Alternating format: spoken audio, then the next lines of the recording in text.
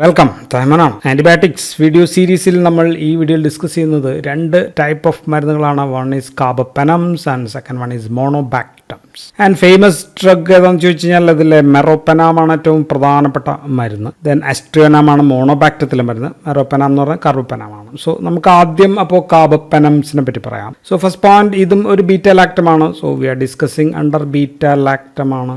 And cell wall synthesis inhibitor ആണ്. Cell wall synthesis inhibitor ആണ്, like പെനിസിലിൻസിനൊക്കെ പോലെ. സോ മെക്കാനിസം ഓഫ് ആക്ഷൻ നമ്മൾ already cell wall synthesis inhibitors എന്ന് പറഞ്ഞ വീഡിയോയിൽ നമ്മൾ ചെയ്തതാണ്. സോ മെക്കാനിസം നമുക്ക് പറയണ്ട. സോ ബേസിക് ബീറ്റാ ലാക്ടം ആണെന്ന് പറഞ്ഞു. അപ്പോൾ ബീറ്റാ ലാക്ടം റിംഗ് ഒന്ന് വരച്ചേക്കാം, മറന്നു പോകണ്ട. ഇവിടെ ഒരു എൻ ഉണ്ട്, ഇവിടെ സി, ഇവിടെ എല്ലായിടത്തും സി ഉണ്ട് കേട്ടോ. ഞാൻ വരയ്ക്കുന്നത് ഇത് മാത്രമാണെന്ന് മാത്രമേ ഉള്ളൂ. സോ ഇതാണ് ബീറ്റാ ലാക്ടം. ആൻഡ് ഇതിന്റെ സൈഡ് ചെയിനിൽ ഒരു 5 മെമ്പർ ഉള്ള ഒരു റിംഗ് ആണ് നമ്മൾ വരയ്ക്കുക. അതിൽ സൾഫർ ഇല്ല എന്നുള്ളതാണ് എൻ്റെ ഒരു പ്രത്യേകത. 5 മെമ്പർ വേണം. അപ്പോൾ ഇങ്ങനെ വരച്ചാൽ നമുക്ക് 5 മെമ്പറായി. സൾഫർ എവിടെയുമില്ല. ആൻഡ് ഇവിടെ CO2, ഇവിടെ ഒരു R3 ഉണ്ട്, ഇവിടെ R2 ഉണ്ട്. അപ്പോൾ R1 എവിടെയാണ്?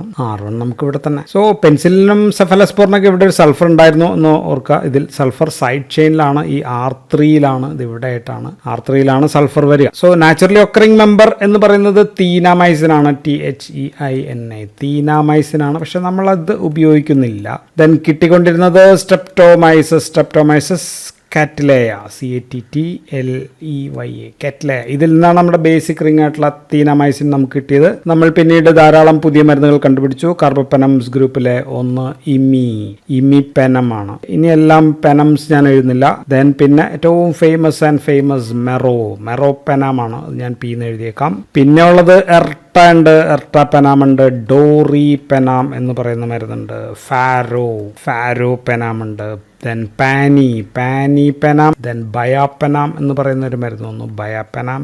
ആൻഡ് പിന്നെ അവസാനത്തെ ടെബി പെനാം. സോ ഇത്രയും പെനാം ഗ്രൂപ്പ് ഓഫ് മരുന്നുകൾ നമുക്ക് ഉണ്ട്. സോ ഇവിടെ പ്രത്യേകതകൾ എന്താണ്, എന്തെല്ലാമാണ് ഇവിടെ സവിശേഷതകൾ എന്ന് വെച്ച് കഴിഞ്ഞാൽ, 1 നോട്ട് ഇനാക്ടിവേറ്റഡ് ബൈ, ഇനാക്ടിവേഷൻ നടക്കുന്നില്ല. നോട്ട് ഇനാക്ടിവേറ്റഡ് ബൈ ആരാണ് എല്ലാത്തിനെയും ഇനാക്ടിവേറ്റ് ചെയ്യുന്ന ആ സംഭവം? അതാണ് ബീറ്റാ ലാക്ടമേസസ് വഴി നശിക്കുന്നില്ല. എക്സ്റ്റെൻഡഡ് സ്പെക്ട്രം ബീറ്റാ ലാക്ടമേസ് ഉൾപ്പെടെ not inactivated by extended spectrum beta lactamases. അങ്ങനെ അങ്ങോട്ട് എഴുതിയേക്കാം. ഇനാക്ടിവേറ്റ് ചെയ്യാൻ പറ്റില്ല. Okay. So resistant to degradation of beta lactamase ആണ് നമ്പർ 1 പോയിന്റ്. പക്ഷെ മെറ്റാലോ ബീറ്റാ ലാക്ടമേസസ് വഴി പറ്റുമെന്ന് വെച്ചാൽ അതും പറ്റില്ല. മെറ്റാലോ ബീറ്റാ ലാക്ടമേസസിനും ഇതിനെ നശിപ്പിക്കാൻ പറ്റില്ല എന്നുള്ളതാണ് ഇതിന്റെ പ്രധാനം. ആൻഡ് രണ്ടാമത്തെ പ്രധാനപ്പെട്ട point, have a broad spectrum എന്ന് പറഞ്ഞാൽ വെറുതെ ബ്രോഡ് സ്പെക്ട്രം അല്ല, broad spectrum than other beta lactams. Broad spectrum of activity ഉണ്ട്.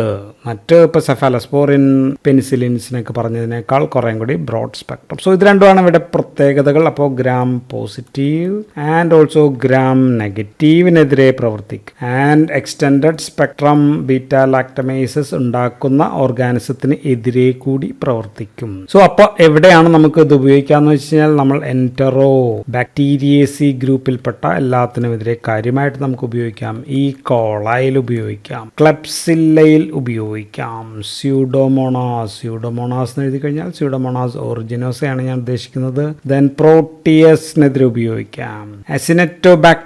അസിനറ്റോബാക്ടർ ബൗമാനി എന്നാണ്, അസിനറ്റോബാക്ടർ ബൗമാനി, കുർക്കൊളോഡേറിയ, സെപ്പേഷ്. സോ ഇവയ്ക്കെതിരെ ഉപയോഗിക്കാൻ പറ്റും. ആൻഡ് ഇതിൽ ഡോറിപ്പെനാമിന് ഏറ്റവും കൂടുതൽ ആക്ഷൻ ഈ സ്യൂഡോമോണാസിനെതിരെയാണ്. ഓക്കെ. ആൻഡ് ഏറ്റവും പ്രധാനപ്പെട്ട ഡ്രഗ് ഈസ് മെറോപ്പെനാം ആണ്. And this tebipenem and faropenem ഓറലാണ്. ഓക്കെ. ഇത് നമുക്ക് ഓറലായിട്ട് കൊടുക്കാം, ബാക്കിയെല്ലാം ഇഞ്ചക്ഷൻ ആണ് എന്നുകൂടി ഓർക്കും. ഇതിൽ നമ്മുടെ ആദ്യ മരുന്ന് ഇമിപെനാം ആയിരുന്നു. ഇമിപെനാമിന് ഒരു കുഴപ്പമുണ്ടായിരുന്നത് അല്ലെങ്കിൽ പ്രശ്നമുള്ളത്, അത് നമ്മുടെ കിഡ്നിയിലെത്തുമ്പോൾ, ഇത് റീനൽ ട്യൂബുകളാണെങ്കിൽ കിഡ്നിയിലെത്തുമ്പോൾ അവിടെ വെച്ചിട്ട് അവിടെ ഒരു എൻസൈം ഉണ്ട്, റീനൽ ട്യൂബുലാർ എൻസൈം. അതിൻ്റെ പേര് ഡൈഹൈഡ്രോപെപ്റ്റിഡേസ് 1 എന്നാണ്, ഡൈഹൈഡ്രോപെപ്റ്റിഡേസ് 1. സോ ഈ എൻസൈം എന്ത് ചെയ്യുന്നു വെച്ചാൽ ഇതിനങ്ങ് നശിപ്പിക്കും. സോ അങ്ങനെ ഒരു പ്രശ്നം ഇമിപെനാമിനുണ്ടായിരുന്നു. അപ്പോൾ നമ്മൾ ഈ എൻസൈമിനെ തടയുന്ന ഒരു മരുന്ന് കൂടി ഇതിൻ്റെ കൂടെ കൊടുക്കുന്നുണ്ടായിരുന്നു. അതിൻ്റെ പേര് സിലാസ്റ്റാറ്റിൻ എന്നായിരുന്നു. സിലാസ്റ്റാറ്റിൻ എന്ന് പറയുന്ന മരുന്ന് കൊടുക്കും. സോ ഇമിപെനാം കൊടുക്കുമ്പോൾ ഇമിപെനാം പ്ലസ് സിലാസ്റ്റാറ്റിൻ സ്റ്റാറ്റിൻ എന്ന് പറയുന്ന മരുന്നും കൂടെ കൊടുക്കണമായിരുന്നു. പക്ഷേ മറ്റു മരുന്നുകൾക്ക് ഇത് കൂടെ കൊടുക്കേണ്ട കാര്യമില്ല. ബാക്കിയെല്ലാം നമുക്ക് നേരിട്ട് കൊടുക്കാം. ആൻഡ് ഇനി ഇവയുടെ സൈഡ് എഫക്ട്സ് ചോദിച്ചു കഴിഞ്ഞാൽ, സൈഡ് എഫക്ട്സ് ഓർ ദോഷഫലങ്ങൾ ചോദിച്ചു കഴിഞ്ഞാൽ നമുക്ക് ആദ്യം നൗസിയ ആൻഡ് വോമിറ്റിംഗ് എന്ന് എഴുതിയേക്കാം. അത് ഉണ്ടാക്കുന്നുണ്ട്. 2 ഏറ്റവും കൂടുതലുള്ളത് നെഫ്രോടോക്സിറ്റി ആണ്, കിഡ്നി തകരാറ് ഉണ്ടാക്കും. പ്രത്യേകിച്ച് ദിസ് ഇമിപ്പെനാം എന്ന് പറയുന്ന മരുന്ന്. മാത്രമല്ല എല്ലാ മരുന്നും റീനൽ ഡിസ്ഫങ്ഷൻ ഉണ്ടെങ്കിൽ അല്ലെങ്കിൽ കിഡ്നി തകരാറ്, വൃക്ക തകരാറൊക്കെ ഉണ്ടെങ്കിൽ ഡോസ് കുറച്ചേ പറ്റൂ. എല്ലാത്തിനെയും ക്രിയാറ്റിൻ ക്ലിയറൻസ് നോക്കിയിട്ട് ഡോസ് കുറയ്ക്കണം. മൂന്നാമത്തത് ഹൈ ഡോസിൽ, ഉയർന്ന ഡോസിൽ സീഷേഴ്സ് ഉണ്ടാക്കാം എന്നുള്ളതാണ് മൂന്നാമത്തെ പ്രധാനപ്പെട്ട പ്രശ്നം. അതിൽ തന്നെ മീറോപെനാമിന് കുറവാണ് സീഷേഴ്സ്. സോ മീറോപെനാം അതുകൊണ്ട് നമ്മൾ മെനിഞ്ചൈറ്റിസിലൊക്കെ ധാരാളമായിട്ട് ഉപയോഗിക്കുന്ന മരുന്നാണ്. സീഷേഴ്സ് ഉണ്ടാക്കാനുള്ള ചാൻസ് കുറവാണ്. So this is more preferred. ഇനി മീറോപെനാമിന് ഗ്രാം പോസിറ്റീവ് എൻട്രോകോക്കയിൽ ആക്ഷൻ കുറവാണ്. സോ മീറോപെനാമിന്റെ ഒരു പ്രത്യേകത, അല്ലെങ്കിൽ എല്ലാത്തിനും തന്നെ ഗ്രാം പോസിറ്റീവ് എൻറ്ററോകോക്കയിൽ ആക്ഷൻ കുറവാണ്. ദെൻ എർട്ടാപ്പനാം എന്ന് പറയുന്ന മരുന്നിന്റെ ഹാഫ് ഭയങ്കര കൂടുതലായതുകൊണ്ട് ദിവസം 1 നേരം മതി ദിവസം 1 നേരം മതി. ഏതായിരുന്നു? എർട്ടാപ്പനാം എന്ന് പറയുന്ന മരുന്ന്. ഫാറോപെനാം ഓർലാന്ന് ഞാൻ പറഞ്ഞു, ടെബിപെനാം ഓർലാന്നും പറഞ്ഞു. ടെബിപെനാം അവൈലബിൾ ആസ് പിവോക്സിൽ എന്ന് പറയുന്ന ഒരു പ്രോ ഡ്രഗ് ആയിട്ടാണ് ലഭിക്കുക. ടെബിപെനാം, പിവോക്സിൽ. ദെൻ പാനിപ്പെനാം എന്ന് പറയുന്ന മരുന്ന് അധികം ഇപ്പോൾ അവൈലബിൾ ഒന്നുമല്ല. അത് അവൈലബിൾ ആയിട്ടുള്ളത് ബീറ്റാമിപ്രോൺ എന്ന് പറയുന്ന സംഭവത്തോട് കൂടെ ചേർത്തിട്ടാണ്. പാനിപ്പെനാം അവൈലബിൾ ആയിട്ടുണ്ടെങ്കിൽ അവൈലബിൾ ആവുക. ഇനി എന്തുകൊണ്ട് ഇവയ്ക്കെതിരെ റെസിസ്റ്റൻസ് ഉണ്ടാവും എന്ന് വെച്ച് കഴിഞ്ഞാൽ, നമ്മൾ ടാർഗറ്റ് പ്രോട്ടീൻ ഏതാണ്? ഇത് പെനിസിലിൻ ലൈക്ക് മെക്കാനിസം ആക്ഷൻ ആണ്. അപ്പോൾ പെനിസിലിൻ ബൈൻഡിങ് പ്രോട്ടീൻ തന്നെയാണ്, അല്ലെങ്കിൽ ട്രാൻസ്പെപ്റ്റിഡേസ് എൻസൈമിൽ തന്നെയാണ് പിടിക്കുക. സോ അതിൽ ടാർഗറ്റ് പ്രോട്ടീനിൽ ഉണ്ടാകുന്ന പോയിന്റ് മ്യൂട്ടേഷനാണ്. പോയിന്റ് മ്യൂട്ടേഷൻ മൂലമാണ് പ്രശ്നങ്ങൾ ഉണ്ടാവുക, അല്ലെങ്കിൽ റെസിസ്റ്റൻസ് ഉണ്ടാവുക. അതിന്റെ ഔട്ടർ മെംബ്രെയിനിൽ ഒരു OPR D എന്ന് പറയുന്ന ഒരു പോസ് ഉണ്ടാവും. സോ അതുകൊണ്ടാണ് പ്രശ്നം ഉണ്ടാവുക, ടു ഫോം പോറിൻസ്. ആൻഡ് ഇങ്ങനെ ഉണ്ടാകുന്ന ഏറ്റവും ഫേമസ് ജീൻ അല്ലെങ്കിൽ പ്രശ്നം ഏതാണെന്ന് ചോദിച്ചാൽ ന്യൂ ഡൽഹി മെറ്റാലോ എൻസൈം 1 എന്ന് പറയുന്ന ഒരു ജീൻ ഉണ്ട്. ന്യൂ ഡൽഹി ആണ്, അപ്പോൾ ND ആണ്. NDM1 ജീൻ എന്ന് പറയുന്ന ജീൻ വഴിയാണ് അങ്ങനെ ചില ബാക്ടീരിയകൾ ഇതിൽ നിന്ന് രക്ഷപ്പെടുന്നുണ്ട്. അതാണ് റെസിസ്റ്റൻസിന് കാരണമാകുന്നത്. ഇനി ഇവയ്ക്കെതിരെ റെസിസ്റ്റൻസ് വന്നാൽ നമ്മൾ ഏത് മരുന്നുകൾ ഉപയോഗിക്കുമെന്ന് വെച്ച് കഴിഞ്ഞാൽ, അത് കോളിസ്റ്റിൻ എന്ന് പറയുന്ന മരുന്ന് ഉപയോഗിക്കാം. അത് ടിജിസൈക്ലിൻ ഏതാണ്? ടിജിസൈക്ലിൻ എന്ന് പറയുന്നത് ടെട്രാസൈക്ലിൻ ഗ്രൂപ്പിൽപ്പെട്ട മരുന്നാണ്. കോളിസ്റ്റിൻ ആന്റി മൈക്രോബിയൽ പെപ്റ്റൈഡ് ആണ്. അടുത്ത വീഡിയോയിൽ നമ്മൾ ഇത് ഡിസ്കസ് ചെയ്യും. ഇതൊക്കെയാണ് നമ്മൾ ഉപയോഗിക്കുക. അപ്പോൾ കാർബോപെനംസ് ലൈക്ക് മെറോപെനാം പോലെയുള്ള മരുന്നുകൾ നമ്മൾ ഉപയോഗിക്കുക വെരി സീരിയസ് ആയിട്ടുള്ള ഇൻഫെക്ഷനൊക്കെയാണ്, മെനിഞ്ചൈറ്റിസ് അങ്ങനെയൊക്കെയുള്ള ഇൻഫെക്ഷനൊക്കെ വേണ്ടിയിട്ടായിരിക്കും നമ്മൾ ഉപയോഗിക്കുക. ദെൻ ഫെറോപെനാം പോലെയുള്ളവ ഗുളികയായിട്ടൊക്കെ ആയിരിക്കും കൊടുക്കുക. സോ ലാസ്റ്റ് ഗ്രൂപ്പ് നമുക്ക് ഡിസ്കസ് ചെയ്യാനുള്ളത് ബീറ്റാലാക്ടം. ഇതും ബീറ്റാലാക്ടമാണ്. ബീറ്റാലാക്ടത്തിൽ ഏറ്റവും അവസാനത്തെ മോണോബാക്ടമാണ്. പേര് മോണോബാക്ടം എന്ന് പറയാൻ കാരണം മോണോസൈക്ലിക് ആണ്. മോണോസൈക്ലിക് എന്ന് പറയുമ്പോൾ ഇത് ബീറ്റാലാക്ടം റിംഗ് ആണെങ്കിൽ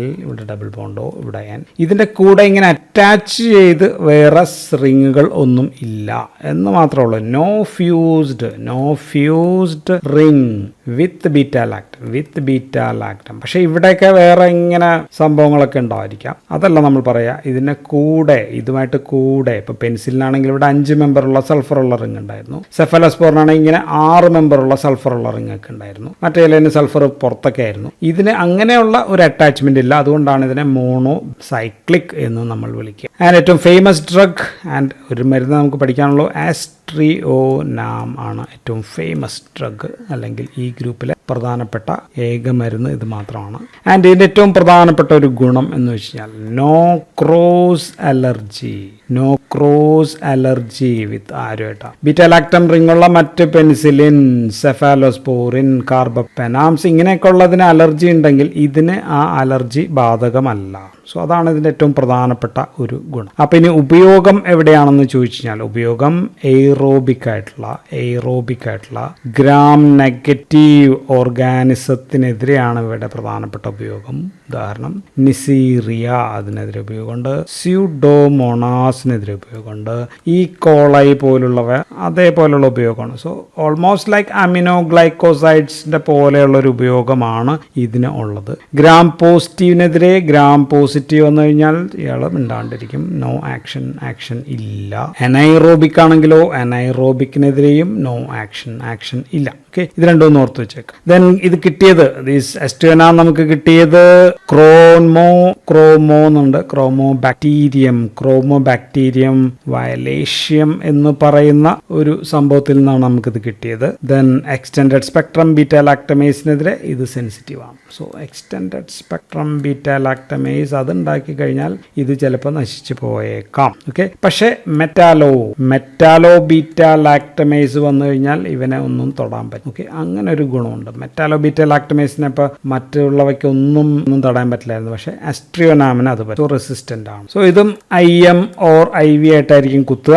വൃക്ക രോഗികൾ ഉണ്ടെങ്കിൽ ഇതിന്റെ അളവ് കുറക്കണം. സോ കിഡ്നി ഡിസീസസ് ഉള്ള ആൾക്കാർ ഡോസ് കുറയ്ക്കേണ്ടി വരും. ഹെപ്പാറ്റോടോക്സിറ്റി ഉണ്ടാക്കുന്നത് പ്രത്യേകിച്ച് കുട്ടികളിലാണ്. യങ് ചിൽഡ്രൻ, ചെറിയ കുട്ടികളിൽ. സോ ഇൻ ചിൽഡ്രൻ വളരെ. സോ ഇത്രയും മരുന്നുകളെ കുറിച്ചിട്ടാണ് നമ്മൾ മൊത്തത്തിൽ ബീറ്റ ലാക്ടംസിനെ പറ്റി പറയാനുള്ളത്. ഈ വീഡിയോയിൽ നമ്മൾ ബീറ്റ ലാക്ടംസിലെ കാർബപ്പനംസ് ആൻഡ് മോണോബാക്ടംസിനെ കുറിച്ചാണ് പറഞ്ഞത്. കാർബപ്പനമിലെ പ്രധാനി മെറോപ്പനമായിരുന്നു, മോണോബാക്ടത്തിലെ അസ്ട്രിയോനാമായിരുന്നു. So that's all in this video. Thank you for watching.